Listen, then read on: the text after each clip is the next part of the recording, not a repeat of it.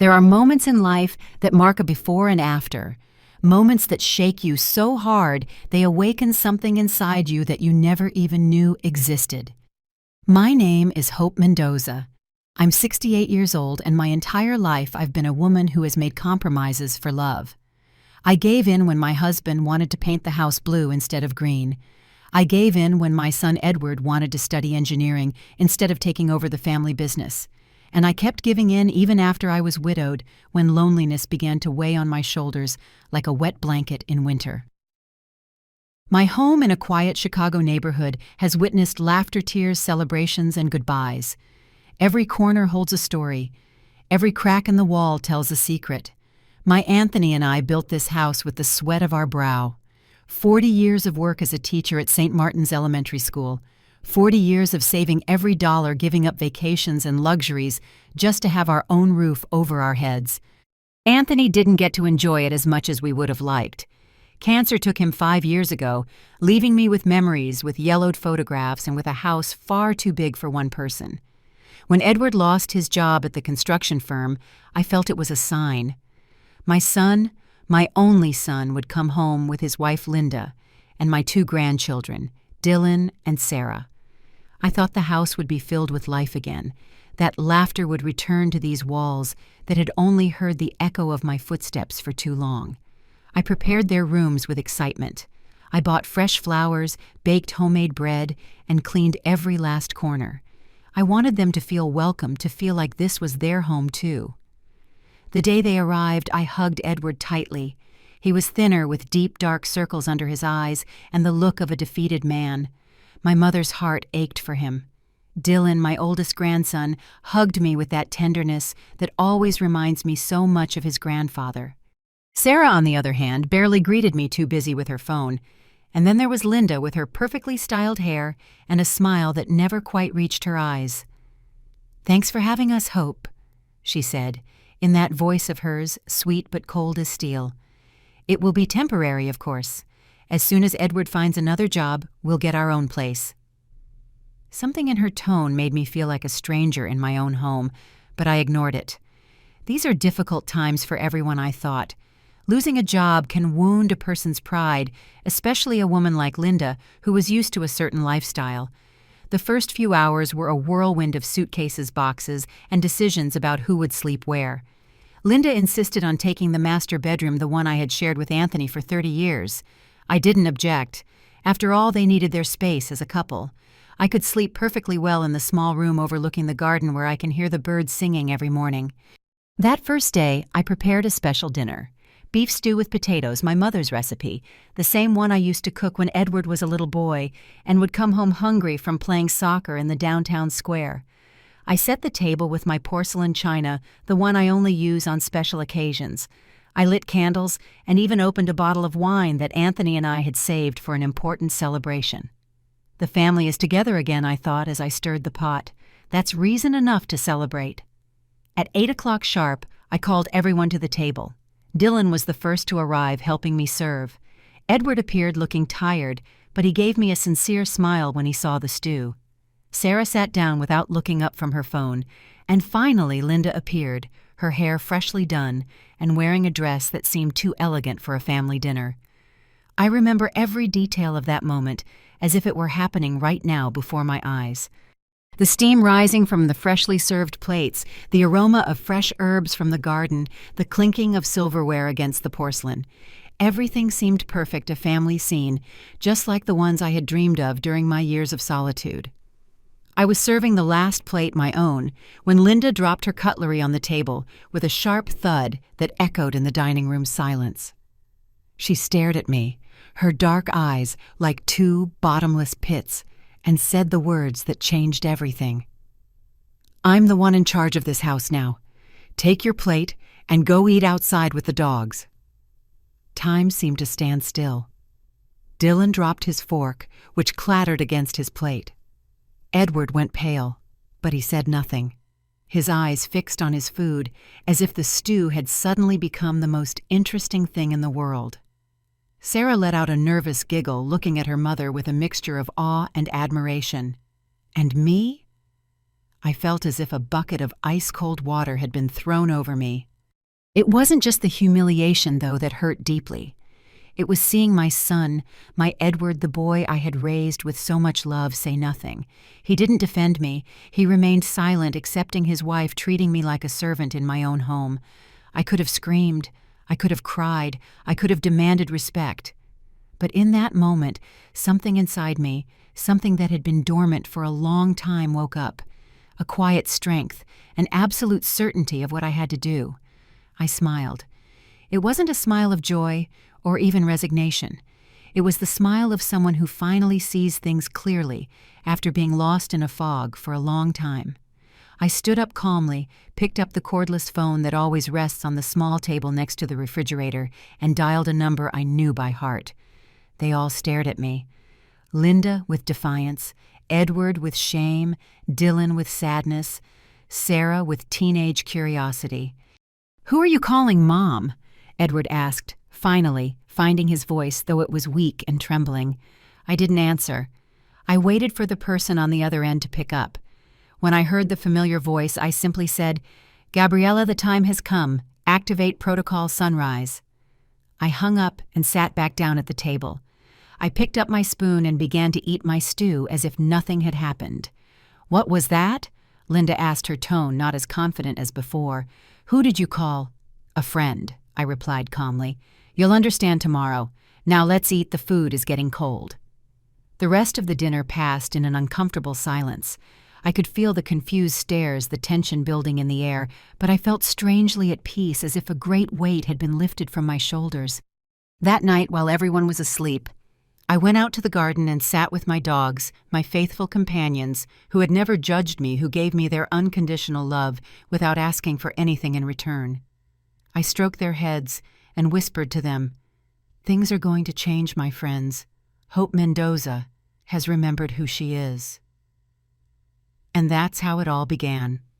With a humiliation, a phone call, and a decision that would change not only my life, but the lives of my entire family. Because what Linda didn't know, what nobody knew, was that I was already prepared for this moment. During the 2 years of his illness, Linda visited Anthony in the hospital exactly 3 times. At the funeral, she cried tears that never reached her eyes, accepting condolences as if she were the primary mourner. I saw her scanning the house with calculating eyes, while neighbors hugged me. After Anthony's death, the loneliness hit me like never before. It's one thing to be alone. It's another thing entirely to feel lonely. For months, the house felt too big, too quiet. The spaces we once shared were now constant reminders of his absence. His empty armchair, his side of the bed, cold, his coffee mug untouched in the cupboard. Edward would visit on Sundays sometimes with the kids, almost never with Linda. I noticed his concern, his glances assessing whether I could manage on my own. "Mom, have you thought about selling the house?" "It's too big for you," he suggested on several occasions. "You could buy something smaller, easier to maintain, maybe closer to us." I always refused. This house wasn't just bricks and mortar. It was the vessel of my memories, the last tangible link to Anthony. It was during those first months of grieving that I met Dolores Fisher at a support group for widows at the St. Martin Parish. Dolores had lost her husband 2 years prior and owned a small shop in the neighborhood. She invited me for coffee at her house, and there I met Gabriela Santos, her lawyer niece. That day changed my life. Dolores told me her story so similar and yet so different from mine. Her oldest son had convinced her to put the house in his name for safety, and 6 months later, he had her committed to a nursing home against her will to sell the property. Gabriela had rescued her legally, but the house was already lost. "We seniors are vulnerable hope," Dolores told me as she poured more coffee. "Especially women, especially widows. The world sees us as burdens, as incapable children, or as prizes to be divided up." That night, I couldn't sleep, Dolores's words echoing in my mind. Would Edward be capable of something like that? I wanted to think not, but his insistent suggestions to sell the house took on a new meaning. And if not Edward, what about Linda? I had seen her look at the house with those calculating eyes too many times. The following week, I visited Gabriela's law firm downtown. I told her my concerns, my fears. She didn't judge me. She didn't tell me I was being paranoid. Instead, she told me about similar cases she had handled of children who had dispossessed their elderly parents of daughters-in-law and sons-in-law who had taken control of properties. "Mrs. Mendoza," she said with a firm but kind voice, "love is wonderful, but a legal paper protects. Trust is not a document that holds up in court." And so, the New Dawn Foundation was born with my house as its first asset and the life insurance policy Anthony had left me as its initial capital. Legally, the house was no longer mine. It belonged to the foundation with the condition that I could live there for the rest of my life as its director. Any decision about the property had to go through the board of directors: Gabriela Dolores, Father Michael, and me. Robert Gutierrez. My lifelong neighbor, a widower like me, found out about our project during one of our evening chats in the garden. Not only did he support the idea, but he became one of our main donors. "This is what Anthony would have wanted," he told me one day, "for you to be protected for your kindness to help others." In the following years, the foundation grew quietly. We helped 3 other widows protect their properties. We offered legal advice to dozens of seniors. We created a small emergency fund, all discreetly without publicity, without my family knowing. Not because I completely distrusted Edward, but as a preventive measure. "It's like an umbrella," I told myself. "You hope you don't need it, but you carry it just in case it rains." And then the storm came. Edward lost his job at the construction firm. The economy was bad. There were massive layoffs. At 42, with a mortgage, 2 teenage children, and an expensive lifestyle to maintain, my son suddenly found himself out of work. The Sunday calls became more frequent, the questions about the house more direct. "Mom, we've been thinking, the house is too big for you alone. We could move in with you temporarily until I find another job. It would be good for you to have company, and for us to save a little money." I couldn't say no. He's my son. My only son. And despite my reservations, the idea of having the house full again, of hearing my grandchildren's voices, excited me. Maybe everything would be fine. Maybe my precautions had been an overreaction. Protocol Sunrise was Gabriela's idea, a rapid action plan in case the situation became unbearable. A single call would trigger a series of legal measures designed to protect me and the foundation. I never thought I would have to use it, let alone on the very first day they lived with me. That night, after the disastrous dinner and the phone call, I slept surprisingly well. For the first time in a long time, I felt I was in control of my life, of my destiny. Linda's cruel words, instead of crushing me, had set me free. I no longer had to pretend, no longer had to put up with things just to keep a false peace. The next morning, as I was having my early coffee, I received a text from Gabriela. "All set, we'll be there at 10. I took my time getting ready. I chose my blue dress, Anthony's favorite. I did my hair carefully. I even put on a little makeup. If I was going to face a battle, I would do it with dignity. At 9:30, Linda came down to the kitchen already dressed and made up as if for an important meeting. She looked at me with some surprise, perhaps expecting to find me devastated by last night's events. "Good morning, Hope," she said in that falsely sweet tone of hers. "What's for breakfast?" "Good morning, Linda," I replied calmly. "There's fresh coffee bread in the bread box and fruit in the fridge. Help yourself to whatever you like." She frowned slightly, as if my lack of servitude bothered her. She poured herself some coffee in silence and sat across from me. "About last night," she began, not looking at me directly. "I was tired from the move, stressed about the situation. I shouldn't have spoken to you like that." It wasn't a real apology. It was a justification. There was no remorse in her voice, only the convenience of keeping up appearances. Years ago, I would have accepted those empty words to keep the peace, but not anymore. "Linda," I said calmly, "we both know you said exactly what you wanted to say. What you don't know is that you made a serious mistake." She looked at me surprised. She wasn't expecting that response. Before she could reply, the doorbell rang. "That must be for me," I said, getting up. "I'm expecting visitors." At the door were Gabriela with her lawyer's briefcase, Robert with his distinguished air of a retired police officer, and the notary public Gabriela had brought to witness what was about to happen. I invited them in just as Edward was coming down the stairs, still in his pajamas, looking like he hadn't slept well.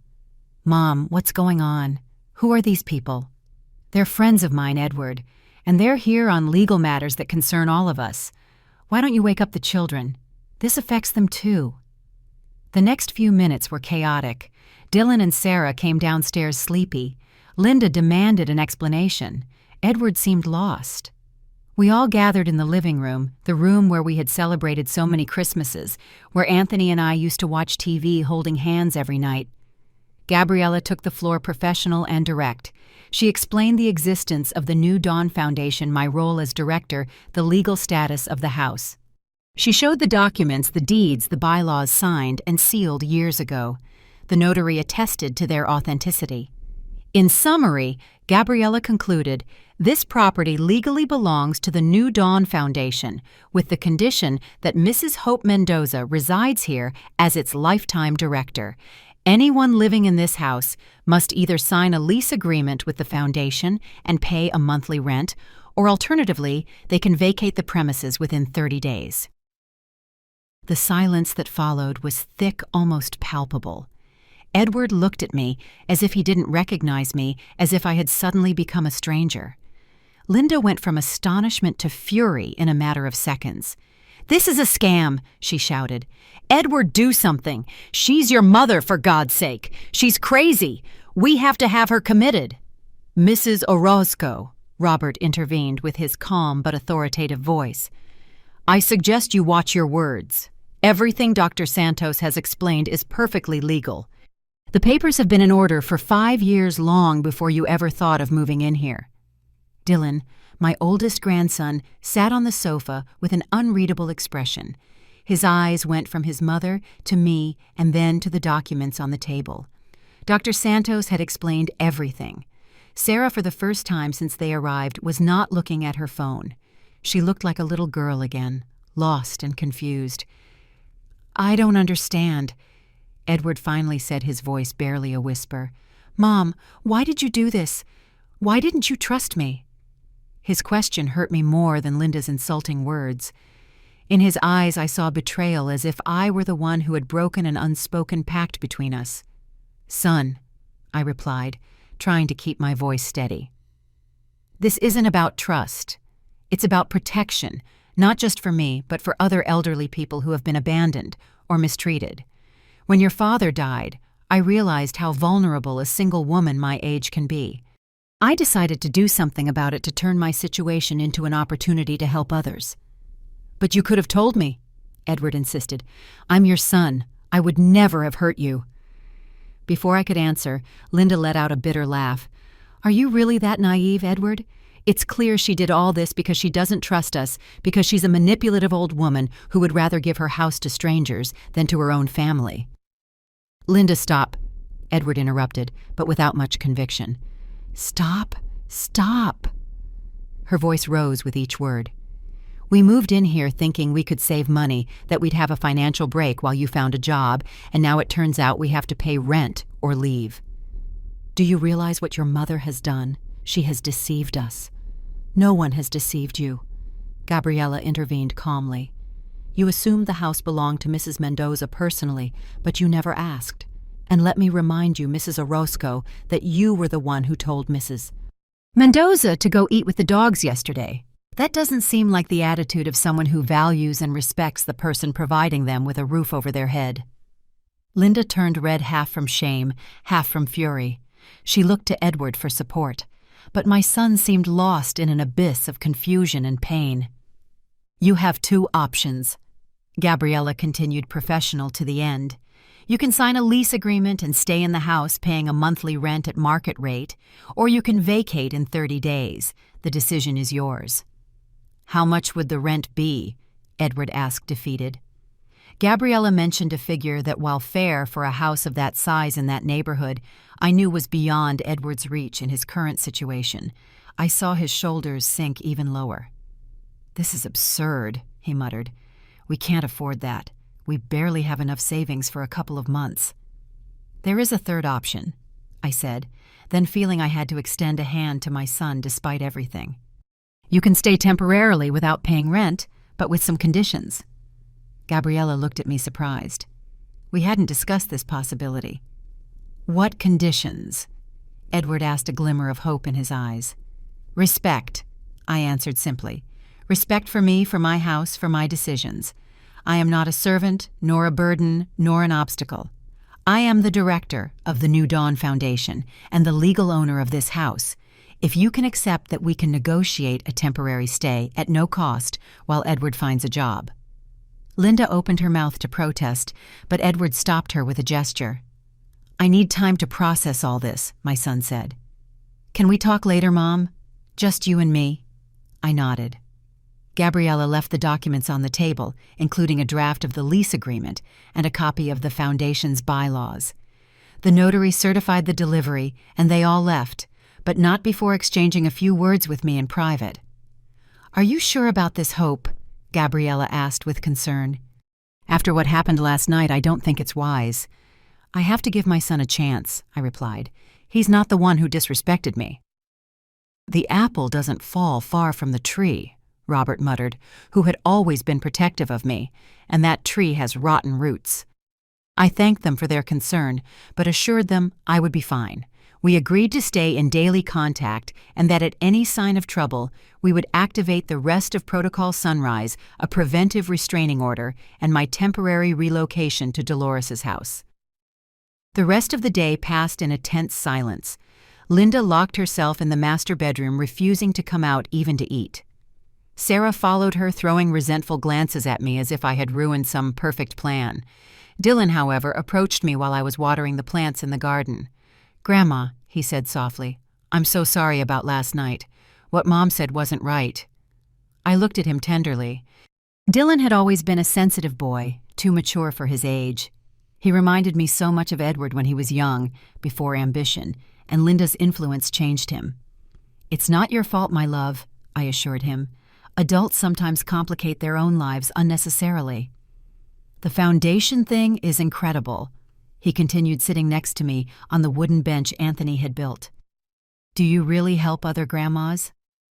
I told him about our work about Margaret, a widow who had been kicked out of her home by her son-in-law. About Albert, a widower who had been scammed by his own nephew. About Linda, who was sleeping on the street because her children had sold her house while she was in the hospital.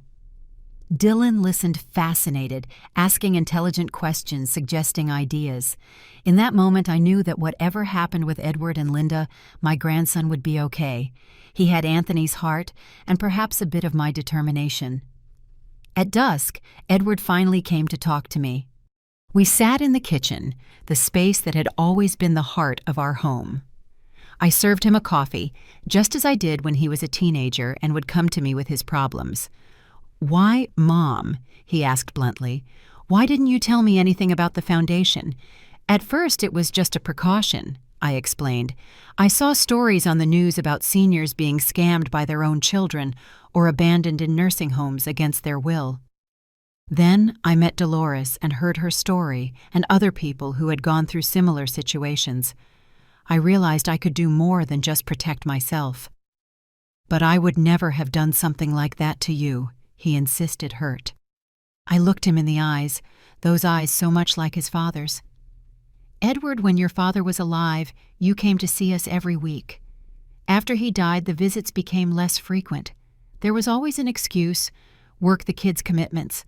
I don't blame you, life goes on and you have your own responsibilities. But it made me realize how alone I was, how vulnerable I was. And yes, I also saw how Linda looked at this house, how she made comments about selling it, about it being too big for me. It wasn't hard to imagine what would happen if one day I couldn't take care of myself.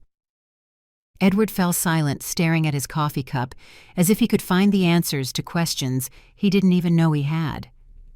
About last night, he began, clearly uncomfortable. What Linda said wasn't right. I should have defended you. Yes, you should have. I agreed not to punish him, but without sugarcoating the truth. Your silence hurt more than her words. Things haven't been easy lately, he confessed, running a hand through his hair in a gesture that reminded me so much of Anthony. Losing the job, the mortgage, the kids' tuition. Linda is stressed, I'm stressed. We came here because we had no other choice, but I guess she saw it as an opportunity to, I don't know, take control of something in the midst of the chaos. I understand stress, son, but that doesn't justify disrespect. This house has been and always will be your home, but not at the cost of my dignity.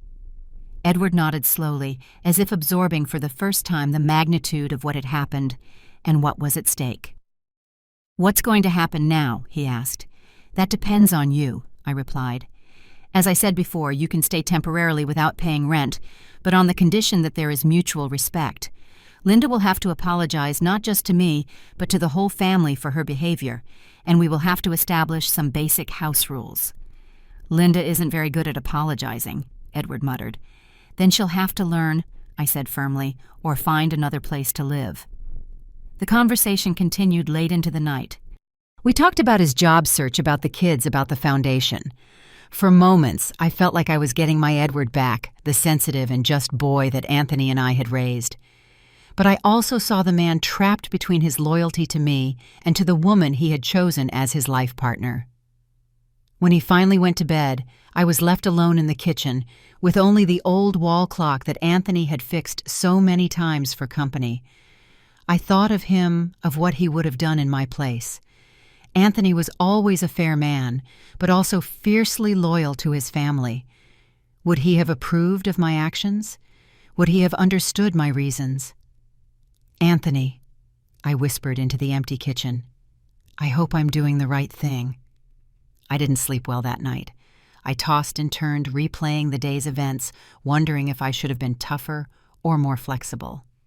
At some point, I heard angry voices from the master bedroom. Edward and Linda were arguing, their words muffled by the walls, but the intensity of their anger was clearly perceptible. The next morning, Linda didn't come down for breakfast. Edward looked exhausted, with deep, dark circles and a defeated expression. The kids were unusually quiet. The atmosphere in the house was like the calm before a storm. Heavy, oppressive, charged with electricity. Linda says she'd rather leave, Edward announced as I poured him coffee. She says she can't live under these conditions, that it's humiliating. I wasn't surprised. Linda had always been proud, incapable of admitting her mistakes or apologizing. And what do you think? I asked, preparing myself for any answer. Edward sighed deeply. I don't know what to think, Mom. On one hand, I understand your position. What Linda did was wrong, and your conditions are reasonable. On the other hand, she's my wife, the mother of my children. We're going through a tough time, and I don't want to divide the family any further. Sometimes, I said, choosing my words carefully, keeping a family together at any cost can do more harm than good. Respect must be the foundation of any relationship, Edward. Without it, there is only domination and submission. My son looked at me as if seeing me for the first time, or perhaps as if rediscovering something in me that he had forgotten over the years.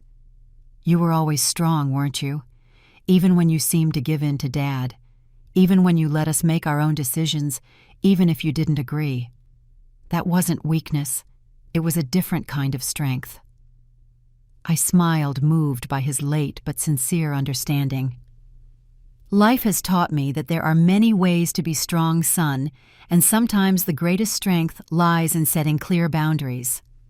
That day, Linda packed her bags. She decided to go to her sister's house in another state, taking Sarah with her.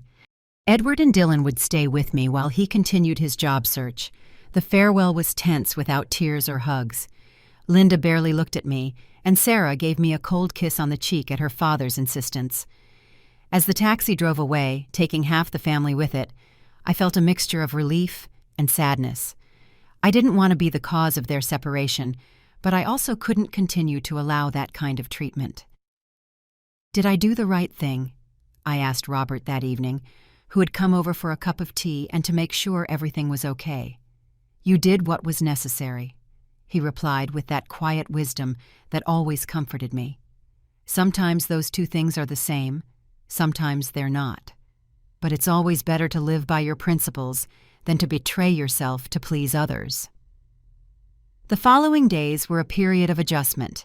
Edward spent hours sending out resumes, attending interviews, making calls. Dylan volunteered at the foundation, fascinated with the idea of helping others. and I slowly reclaimed my place in my own house, my voice, my dignity. One afternoon, while Dylan and I were sorting donations for the foundation in the living room, Edward walked in with an expression I hadn't seen on his face in a long time: hope. "I have an interview tomorrow," he announced, for a supervisor position at a new construction company. "The pay isn't as good as my old job, but it's a start." I hugged him, genuinely happy for him. Perhaps this crisis, as painful as it had been, would be the catalyst for a new beginning for everyone. That night after dinner, Edward handed me an envelope. "It's from Linda," he explained. "She asked me to give it to you." With some apprehension, I opened the envelope and read the letter inside. It was brief, just a few lines, but it took my breath away. "Dear Hope," Linda had written in her elegant handwriting. "Circumstances have forced me to reflect on my actions. I recognize that my behavior was unacceptable, and I apologize for the pain I have caused. I do not expect your forgiveness, but I want you to know that I am working on being a better person, for Edward, for the children, and for myself. Sincerely, Linda." It wasn't a particularly emotional or lengthy letter, but coming from Linda, it was almost revolutionary. I looked at Edward, who was watching my reaction intently. "She's seeing a therapist," he explained. "It was her sister's idea. It seems this situation has made her confront some things from her past, from her relationship with her own mother." I nodded, not knowing exactly what to say. People are rarely complete villains. Most act from their own wounds, from their deepest fears. "Do you think we can ever be a family again?" Edward asked. And in his voice I heard the little boy who once asked me if the sun would come out again after a particularly bad storm. "Time will tell," I replied, putting the letter away. "But to rebuild, you first have to acknowledge what was broken, and it seems that process has already begun." The days turned into weeks, and the weeks into a full month since that first day when Linda ordered me to eat with the dogs. Spring was advancing in Chicago, painting my garden with colors and scents that always reminded me of Anthony. He loved this time of year when we could sit in the backyard and watch the flowers push through the damp earth, promising new life. Edward got the job at the construction company. It wasn't the executive position he had before, but it would allow him to start rebuilding his financial life. Dylan continued to help me with the foundation, showing a surprising sensitivity and maturity for his 17 years. We video chatted with Sarah almost every day. I noticed she was different, more thoughtful, less attached to her phone, and more present in our conversations. One particularly sunny morning while I was having breakfast with Edward and Dylan, the doorbell rang. It was Gabriella, my lawyer and friend, with an unreadable expression on her face. "Mrs. Mendoza," she said after the greetings, "I need to speak with you about an important matter, in private if possible." I took her to what had been Anthony's study, that small corner of the house where he kept his poetry books, and I kept my important documents. Edward watched us go, worry evident on his face. "What is it, Gabriella?" I asked once we closed the door. "You're scaring me." "A delicate situation has arisen," she explained, taking some documents from her briefcase. "I received a call yesterday from a lawyer representing Linda Orozco." My heart skipped a beat. Despite the apology letter, a part of me had always feared that Linda would try some legal action against the foundation or me. "What does she want?" I asked, trying to stay calm. "It's not what you think," Gabriella reassured me. "She's not here to claim anything. In fact, it's quite the opposite. Linda wants to make a donation to the New Dawn Foundation." I was speechless. Of all the possibilities I could have imagined, this was the last one. "A donation, Linda?" I stammered, unable to hide my astonishment. Gabriella nodded, just as perplexed as I was. According to her lawyer, she has sold some of her jewelry and wants to donate the money specifically for family mediation programs between senior citizens and their children or in-laws. She says it's her way of repairing the damage. I sat down slowly in Anthony's chair, trying to process this information. The Linda I knew would never have sold her precious jewelry, much less donated the money to a cause unrelated to her own interests. "How much?" I finally asked. $10,000, Gabriella replied. "It's not a huge amount for the foundation, but considering their current financial situation, It's significant. Her lawyer mentioned they were jewels her father gave her. Her father's jewels. Now I understood better. Linda rarely spoke of her family, but Edward had told me that her relationship with her parents had been complicated. Her father, a wealthy businessman, had lavished her with material gifts, but had been stingy with affection. Her mother, from what I knew, had been a distant and critical woman, obsessed with appearances. "There's something else," Gabriella continued. "Linda has requested a meeting with you. Just the two of you. No lawyers, no family. She says she has something important to tell you in person." So, the mere thought of being alone with Linda sent a shiver down my spine. Our last interaction had been so unpleasant that the prospect of reliving it even under different circumstances made me anxious. "You don't have to accept," Gabriella clarified, seeing my expression. "I can politely decline the request or suggest a meeting with mediators present." I took a deep breath, remembering what Anthony always used to say. "Fear is natural hope, but don't let it stop you from doing the right thing." "I'll see her," I decided, "but here in my house, with Edward and Dylan present in the house, even if they aren't in the same room." Gabriella accepted my terms and promised to arrange the meeting for the following week. When we left the study, Edward was waiting in the hallway looking worried. "Is everything okay?" he asked, looking back and forth between Gabriella and me. "Everything is fine," I assured him, "but we need to talk. Linda has requested a meeting with me." The news shocked Edward, who ran a hand through his hair in that familiar gesture that always reminded me of his father. "For what? What does she want now?" he asked with a hint of bitterness. Despite the letter and the video calls with the kids, the relationship between them was still tense. I explained about the donation and the meeting request. Edward listened with an incredulous expression. "She sold her father's jewelry. I can't believe it. Linda adored that jewelry. It was her last link to him." "People can change, son," I said, though I had my own reservations. "Or at least they can try." The days leading up to the meeting were ones of preparation, both practical and emotional. Robert insisted on being present on the day of the visit, even if it was just in the garden pruning the roses. Dylan offered to bake cookies, remembering that Linda liked chocolate chip with walnuts. Edward fluctuated between hope and skepticism, unsure what to expect from this new Linda, who seemed to be emerging from the ashes of our conflict. The morning of the meeting dawned overcast with that diffuse light that softens contours and blurs shadows. I dressed with special care, choosing a light blue outfit that Anthony always said brought out the color of my eyes. It wasn't vanity. It was a way of arming myself with confidence, of reminding myself who I was and all that I had overcome in my 68 years. Linda arrived on time driving herself, instead of taking a taxi as we had expected. I watched from the window as she parked in front of the house.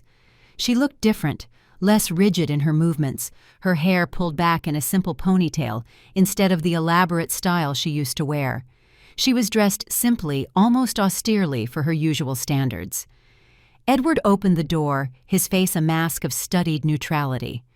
They exchanged a few words. I couldn't hear a brief hug that seemed more formal than affectionate, and then Edward led her into the living room where I was waiting. When our eyes met, I saw something I had never seen in Linda's eyes before: vulnerability. This was not the haughty, domineering woman who had ordered me to eat with the dogs. She seemed smaller somehow, as if something inside her had deflated. "Good morning, Hope," she greeted in a soft, uncertain voice. "Thank you for having me." "Good morning, Linda," I replied, gesturing for her to take a seat across from me. "Can I offer you some coffee or tea?" "Tea would be lovely, thank you." Edward left to prepare it, leaving us alone in an uncomfortable silence that seemed to grow louder with each passing second. Finally, Linda spoke. "I've been seeing a therapist." She began looking at her hands clasped in her lap. "At first it was at my sister's insistence, but then I started to see things about myself, about my patterns, things that aren't pleasant to recognize." I remained silent, allowing her to continue at her own pace. What she was doing was not easy. I could see it in the tension in her shoulders, in the way she avoided my direct gaze. My mother, she continued after a pause, was a lot like me, or rather I became a lot like her, controlling a perfectionist unable to show vulnerability. She believed respect was demanded, not earned. She treated others the way she treated me. Edward returned with the tea, served it in silence, and left again, respecting our space, but staying close enough to intervene if needed. "What I did to you," Linda continued after a sip of her tea, "what I said to you that day, it was unforgivable. But it wasn't just about you. It was about me and my insecurities. When Edward lost his job, I felt like I was losing control of my life. Moving into your house, depending on your help, it made me feel small, helpless, and I reacted by trying to control the only thing I could, the space, the family dynamics. I made you the target of my frustration." Her words surprised me, not so much for their content, but for their honesty. The Linda I knew would never have admitted weakness or error. "The donation," she continued, now looking directly at me, "is not an attempt to buy your forgiveness. I know that what I did can't be erased with money. It's my way of acknowledging the value of your work, of contributing something positive after so much negativity. The jewelry was important to me, but what's more important is trying to repair the damage I've caused." "And Sarah?" I asked, thinking of my granddaughter who had witnessed everything. "How is she?" Linda's expression softened as she spoke of her daughter. "She's fine. Better than fine, actually. This situation has made her see things too. She was starting to follow in my footsteps, to adopt my attitudes. Seeing the consequences of my behavior was like a mirror for her. We are learning together how to be different." I took a moment to process everything she was telling me. A part of me, the hurt and cautious part, wondered if this was genuine or just a strategy to get back into the house without paying rent. But another part, perhaps the part that Anthony always encouraged in me, wanted to believe in the possibility of change. "Linda," I said finally, "I appreciate your honesty and your donation. The foundation can do a lot of good with that money. As for the rest, forgiveness isn't something that's given once and for all. It's a process both for the one who forgives and the one who is forgiven." She nodded, accepting my words without protest. "I don't expect us to go back to how we were before," she clarified. "Honestly, I don't think we ever had a real relationship, just a series of superficial exchanges marked by my judgment and your silent resentment. But maybe we can build something new, something based on mutual respect, for Edward, for the kids, and for ourselves." At that moment, Dylan came in with a tray of freshly baked cookies, his way of participating in this reconciliation. Linda looked at him with surprise and emotion. "Did you make these?" she asked, recognizing her favorite cookies. "With Grandma's recipe," Dylan confirmed with a small smile, "though I think I put in too many walnuts." "There are never too many walnuts," Linda replied. And for a moment, a brief, precious moment, we all smiled. The conversation continued more relaxed now, with Dylan acting as a bridge between us. We talked about Sarah, about school, about the foundation. Edward joined us eventually. And although the tension between him and Linda was palpable, there was also a tacit understanding, a shared will to find a way forward. When it was time to say goodbye, Linda approached me cautiously, as if afraid to break the fragile peace we had built. "Thank you," she said simply, "for listening, for giving this opportunity." "Thank you for taking the first step," I replied. And on an impulse that surprised me as much as it did her, I offered her a hug. It was brief, awkward, but sincere, a small act of courage on both our parts. After Linda left, I stood on the porch watching her car drive away. Edward stood beside me, silent for a moment, and then said, "I've never seen her like that, so vulnerable."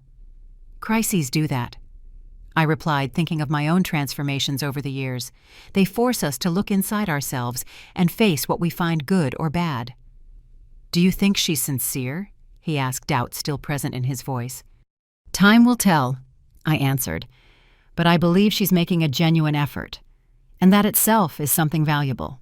That night, after Edward and Dylan had gone to bed, I went out to the backyard to gaze at the stars, something I used to do with Anthony on clear nights. I told him silently about my day, about Linda, about the small and large changes happening in our family. "I wish you were here to see it, my love," I whispered to the starry sky, to advise me to hold my hand as we navigate these uncharted waters. The wind rustled the leaves of the old orange tree, and for a moment I felt as if Anthony was answering me, as if he was telling me that I was doing the right thing, that forgiveness was not weakness, but the greatest of strengths. Robert found me there contemplating the stars. He had come to check that everything was okay, as he did every night since the incident. "How are you, Hope?" he asked, sitting beside me on the wooden bench. "Confused," I admitted. "Hopeful. Cautious, all at the same time." "That's natural," he said in his deep, reassuring voice. "You've been through a lot, and the situation with Linda is complicated." "Life is rarely simple, is it?" I smiled. "Rarely," he agreed. "But that's what makes it interesting. If everything were easy and predictable, where would the adventure be?" We laughed together under the starry sky, two old friends sharing a moment of peace in the midst of the storm my life had been in recent weeks. And for the first time since that fateful day when Linda ordered me to eat with the dogs, I felt that things might eventually be okay.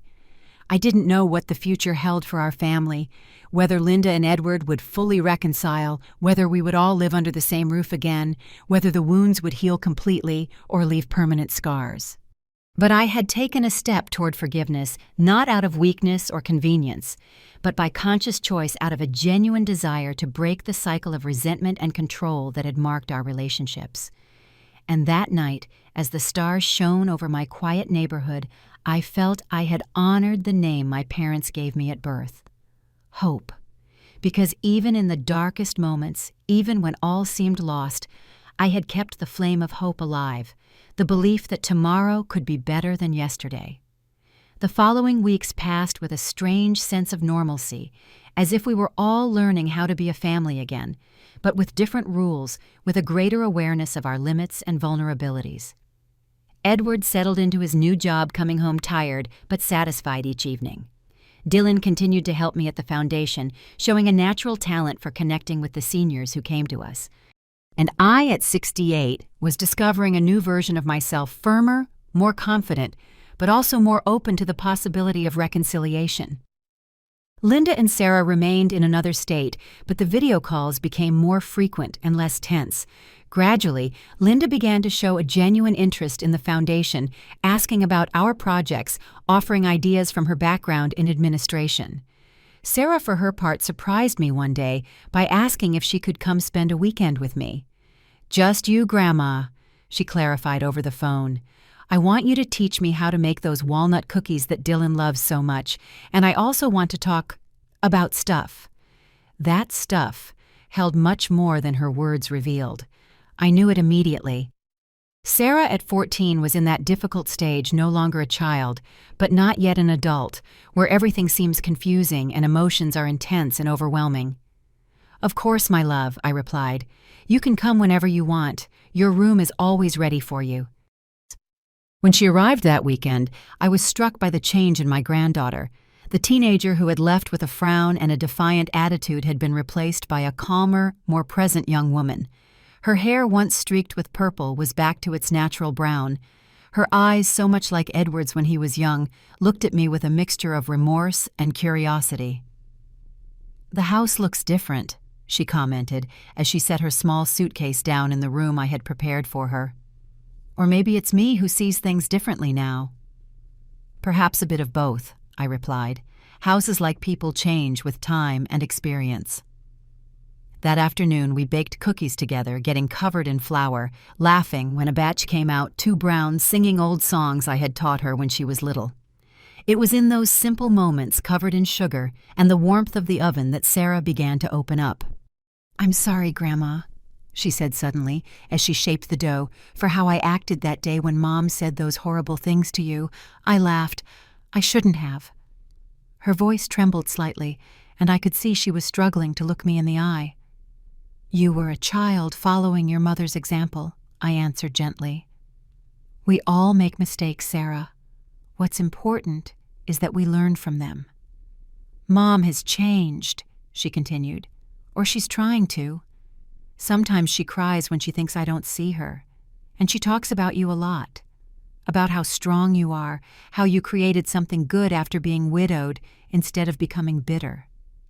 Her words moved me deeply. I never would have imagined Linda speaking of me in those terms, seeing me as an example of strength instead of a rival for Edward's affection. "We are all more complex than we appear on the surface," I told her, wiping a bit of flour from her cheek. "Your mother included. People aren't just good or bad, Sarah. We are mixtures of light and shadow, of strength and weakness." "Like in that story you used to tell me when I was little," she remembered with a nostalgic smile.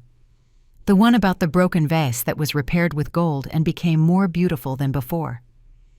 "Kintsugi," I nodded, surprised she remembered that bedtime story. "The Japanese art of repairing what is broken with gold, transforming scars into beauty.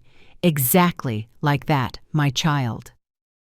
That evening after dinner, we sat on the back porch under the stars, wrapped in blankets, despite the mild weather. Sarah told me about her new school, about a literature teacher who had inspired her to write poetry, about her plans to study psychology one day, to help people like Mom and like you, Grandma. "Like me?" I asked, intrigued. "People who have gone through difficult things but keep going," she explained, "who use their pain to help others instead of becoming bitter." Her words, so mature for her age, made me think about how crises affect not only us, but those around us, especially the younger ones who watch how we respond to adversity. Before she left, Sarah hugged me tightly, whispering, "I love you, Grandma," which was worth more than any formal apology. And she asked me a question that took me by surprise. "Do you think one day you and Mom could be real friends? Not just tolerate each other for Dad and for us, but really appreciate each other?" I looked into her eyes, those hopeful eyes, and I knew I had to be honest. "I don't know, my love.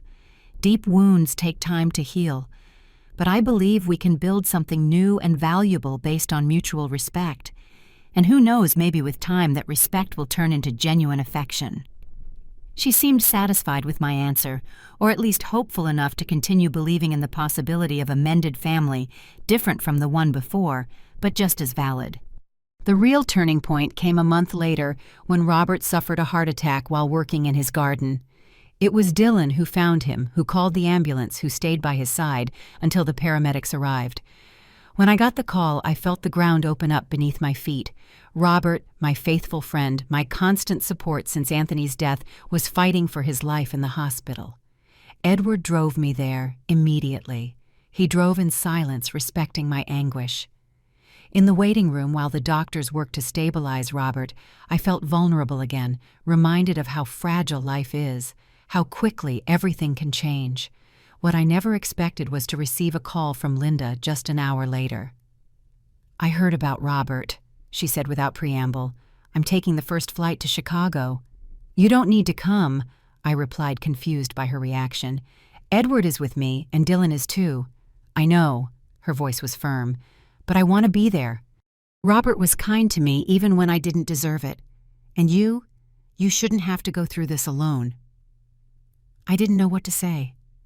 The Linda I knew would never have taken an emergency flight to support her mother-in-law and an elderly neighbor.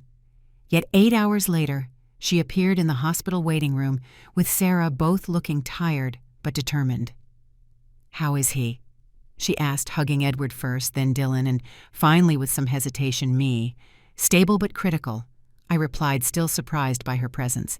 "The doctors say the next 48 hours are crucial." Linda nodded, and without another word took off her coat, folded it neatly, and sat down beside me. Sarah did the same on my other side, taking my hand in silence. And so we sat, an unlikely family united by a common concern, by a shared affection for a man who had been a silent witness to our conflicts and reconciliations. During the 3 days Robert was in intensive care, Linda never left our side. She organized shifts so someone was always at the hospital. She brought homemade food so we wouldn't have to eat from the bland hospital cafeteria. She even managed to get a nurse to let us see Robert outside of visiting hours. One night, while everyone else was dozing in the waiting room, Linda sat next to me with 2 cups of tea. "I couldn't sleep," she explained, offering me one. And I thought maybe you couldn't either. I accepted the tea with a grateful nod. The exhaustion and worry had broken down the usual barriers between us, allowing for a conversation that would have been impossible under other circumstances. I've always been afraid of getting old, Linda confessed after a silence. Seeing Robert like this, so vulnerable, despite having been a strong man his whole life, it makes me think about my own future.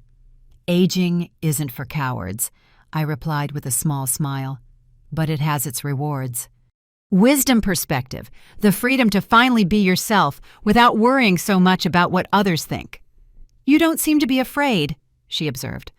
Oh, I am, I admitted, afraid of dependency, of loneliness, of becoming a burden to Edward or the kids. That's why I created the foundation, not just to protect myself legally, but to build a support network to feel like I can still contribute in some way. Linda was silent, reflecting on my words. Then, in an almost inaudible voice, she said, I underestimated you. I thought you were weak because you were kind. I thought you were naive because you were generous. I was wrong. And I judged you, I acknowledged, as someone purely selfish and manipulative. Without seeing that perhaps you were acting out of your own fears and insecurities, I was wrong too. We exchanged a look of mutual understanding, the first moment of genuine connection in the 20 years we had known each other. We weren't friends, and probably never would be in the traditional sense, but a mutual respect had been born, a recognition of each other's humanity beyond the roles of mother-in-law and daughter-in-law we had been playing. Robert survived weak, but determined to recover. He was moved to a regular room where we could visit him more freely. It was there in that hospital room, smelling of disinfectant and medicine, that something happened that would change the course of our family forever. We were all gathered, Edward, Dylan, Sarah, Linda, and I. Robert, pale, but with lively eyes, watched us from his bed with a tired smile. Well, he commented, his voice weak, but his humor intact. It took me having a heart attack to see the whole Mendoza family gathered together and at peace. We laughed because it was true. Despite the painful circumstances, there was something beautiful about all of us being there, worried about him supporting each other. You should stay this way, Robert continued. United. Life is too short to waste it on grudges. His simple but profound words resonated with all of us. Linda was the first to respond, surprising everyone. You're right, Robert, she said firmly. And that's why I want to propose something. She turned to Edward, then to me. I've been thinking a lot these past few weeks about family, about what really matters, and I think we should try again, all of us together, but differently. What exactly are you suggesting? Edward asked, cautious but interested. That we move back to the house, she replied, but not like before. I propose we convert the house into 2 independent units. Hope would keep the ground floor, which is already adapted for her, and we would take the second floor with its own entrance. Each of us with our own space, our own privacy, but close enough to support each other. And we would pay a fair rent to the foundation as we should. Her proposal left us all speechless. It was practical, respectful, and showed that she had understood the core of the conflict, the need for independence and mutual respect. What do you think, Mom? Edward asked me. It's your house, your decision. I looked at my family, these complex and sometimes difficult people, who in the end were my blood, my legacy, my reason for going on after losing Anthony. I thought about what he would have wanted, about what I truly wanted. I think, I said finally, that it could work, with clear rules, with firm commitments, with the foundation, always as the legal owner. But yes, we could try. Sophia's smile lit up the room. Dylan nodded in approval. Edward looked relieved, as if a weight he had been carrying was finally lifted. And Linda? Linda looked at me with something I had never seen in her eyes when she looked at me before, genuine gratitude. We'll seal this properly, Robert declared from his bed. When I get out of here, we'll have a dinner all together in Hope's garden, and we'll toast to new beginnings. 3 weeks later, with Robert recovering at his home, we fulfilled that promise. The garden that Anthony and I had cultivated with so much love was filled with voices, laughter, the clinking of glasses. Edward grilled meat on the barbecue. Linda and Sarah set the table. Dylan and I put the finishing touches on the salad. Robert watched everything from his chair of honor, still weak, but visibly happy to see us together. As we sat down to eat under the Chicago night sky, surrounded by the scent of spring flowers, I felt a peace I hadn't experienced in a long time. It wasn't a naive peace born from the belief that all our problems had disappeared. It was a mature peace, aware that there would be difficult days, disagreements, moments of tension, but also certain that we now had better tools to face them. Honest communication, respect for each other's boundaries, and the willingness to forgive without forgetting the lessons learned. During dessert, Edward proposed a toast. "To Mom," he said, raising his glass, "who taught us that true strength isn't in dominating others, but in staying true to oneself. To Linda, who had the courage to look within herself and change. To our children, who are wiser than we were at their age. And to Robert, our guardian angel, who almost had to die to bring us to our senses." We laughed and toasted, and as our glasses met in the center of the table, I knew that the terrible day Linda ordered me to eat with the dogs had been paradoxically the catalyst for something beautiful. A mended family, not perfect, not idyllic, but authentic and resilient. That night, when everyone had gone to bed, I went out to the garden to gaze at the stars one last time. I felt Anthony's presence beside me, as real as the flowers around us, as comforting as always. "We did it, my love," I whispered to the night wind. "Not as we expected, not without pain, but we did it. Our family is moving forward transformed, but united. And I am still here, stronger than I ever imagined I could be." And as the night dew began to form on the flowers that Anthony and I had planted so many years ago, I understood that my name had never been more fitting. Because that was what I was. That was what I had always been. Hope. Not the blind hope that ignores reality, but the tenacious hope that persists in spite of it, that finds paths where there seem to be none, that transforms pain into purpose and wounds into wisdom. My son brought his wife to live with me. On the first day, she told me, "I'm the one in charge of this house now. Take your plate and go eat outside with the dogs." I smiled, picked up the phone, and made the call. And that act of dignity, that moment of quiet courage, changed our lives forever. My story began with humiliation and ended with reconciliation. A path I never would have imagined when Linda, my son's wife, ordered me to eat with the dogs on that first day they came to live in my house. But life has unexpected ways of teaching us, of transforming us, of reminding us who we really are. I am Hope Mendoza.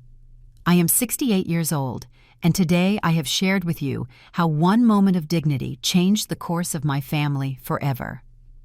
When I picked up that phone and activated Protocol Sunrise for the foundation I had created years ago, I wasn't just protecting my house and my well-being.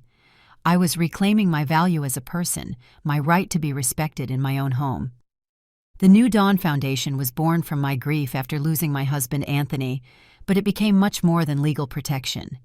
It became a purpose, a way to help other vulnerable seniors, a testament that it's never too late to reinvent yourself. What began as a precaution ended up being my greatest strength when crisis came to my door. My son Edward had to face a difficult choice between his loyalty to me and to his wife.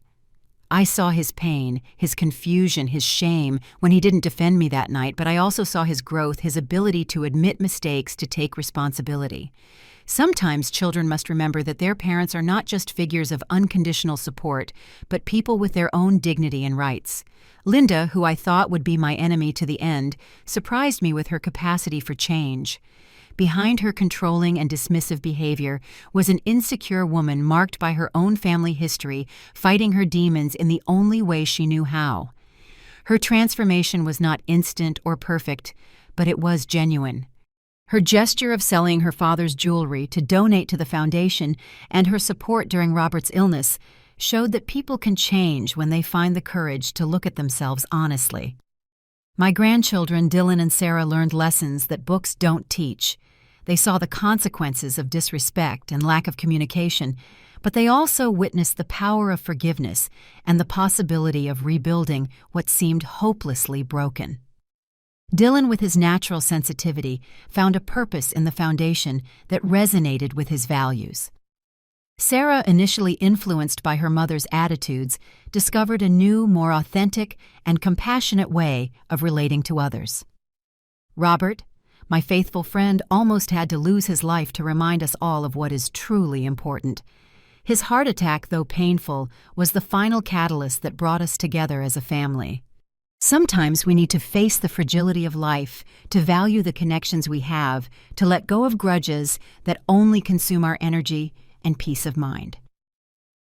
The house, those walls that Anthony and I built with so much effort, went from being a battlefield to being a home again now for a mended family, transformed by conflict, but strengthened by reconciliation. The decision to divide it into two independent units perfectly symbolized our new relationship, close but with our own spaces, united but respecting each other's boundaries. This story I have shared with you is not just about a conflict between a mother-in-law and a daughter-in-law. It's about the power of staying true to yourself, even in the most difficult moments. It's about how an act of dignity can trigger unexpected transformations. It's about the possibility of healing deep wounds, not by erasing them, but by integrating them into a new way of being and relating. When Linda ordered me to eat with the dogs, I could have responded with anger, with tears, with pleas. But I chose quiet dignity, silent strength. I smiled, picked up the phone, and activated a plan I had prepared not out of distrust, but out of precaution.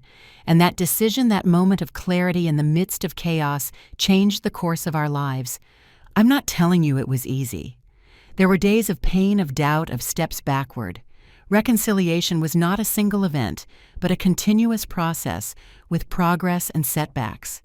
But every step, every honest conversation, every boundary set and respected brought us closer to a more authentic, healthier relationship. Today, as I tell you this story from my garden, I can see Edward and Linda preparing a barbecue in the backyard. Dylan is helping Robert with his rehabilitation exercises, and Sarah is studying under the orange tree that Anthony planted when we bought the house. We are not a perfect family, but we are a family that has learned to communicate, to respect each other, to value the wisdom that only crises can teach us. And to you who have listened to my story to the end, I want to thank you for your time, for your attention, for allowing me to share this very personal experience. I hope that in my words you have found something that resonates with your own life, with your own struggles and hopes. If this story has moved you, made you reflect, or simply kept you company for these few minutes, I ask you to subscribe to this channel, Elderly Stories. Every week, we share stories like mine, testimonies from people who have faced difficult situations and found the strength to overcome them, to transform them into opportunities for growth. Don't forget to hit the notification bell to be alerted every time we post a new video. And if you can please leave a comment telling me what you thought of this story, if you've been in a similar situation, or what you would have done in my place. Your comments not only help me feel connected, but they can also be a light for other people going through difficult times. Liking this video is very important so that it can reach more people who may need to hear these words of hope and dignity. Sharing our stories is a way of building bridges, of reminding ourselves that we are not alone in our struggles. I also want to ask you for something special. If this channel has brought you value, if these stories have accompanied you in difficult times or made you reflect, please consider supporting us with a monetary thanks. This feature allows you to make a small donation that helps us cover production costs and allows us to continue bringing quality content daily. Your support, no matter how small, makes a huge difference in our work and allows us to reach more people with these stories of life and overcoming adversity. Remember to check out our other videos where you will find more testimonies like mine. Stories of loss transformed into purpose of crises, turned into opportunities of ordinary people who found extraordinary strength in the most difficult moments. I am Hope Mendoza, and this has been my story. A story that began with humiliation, but ended with reconciliation, with a transformed family, with the discovery of a strength I never knew I had.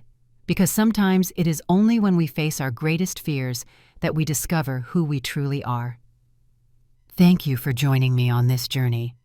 Until the next video on Elderly Stories, where we will continue to share stories that remind us that it is never too late to start over, to set healthy boundaries, to honor our dignity. Because as the name of this channel says, and as has been my experience when Grandma remembered her worth, everything changed.